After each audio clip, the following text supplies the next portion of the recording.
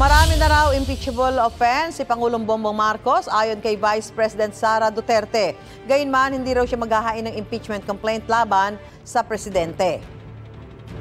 Why will we waste our time in filing a impeachment complaint na alam naman nating hindi papansinin ng House of Representatives?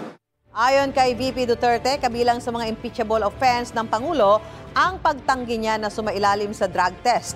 Ito raw ay betrayal of public trust. Nilabag din umano ng Pangulo ang konstitusyon ng payagan ang International Criminal Court na makapasok sa Pilipinas. Labag din daw sa saligang batas ang pagpayag umano ng Pangulo sa budget insertions. Ang ebidensya raw nito ay kanyang pagpirma sa General Appropriations Act. Hindi ko na kailangan sabihin na kasali yung Pangulo dyan. Nakita niya kung ano yung ginawa ng Congress doon. Pero pinirmahan pa rin niya. His signature on the General Appropriations Act is the best evidence against him. Accountable siya because he allowed the insertions. Sabi pa ng bise, handa siyang pumalit bilang Pangulo kung sakali. Sinusubukan pa ng GMA Integrated News na kunan ng pahayag ang Malacanang tungkol sa mga sinabi ng bise.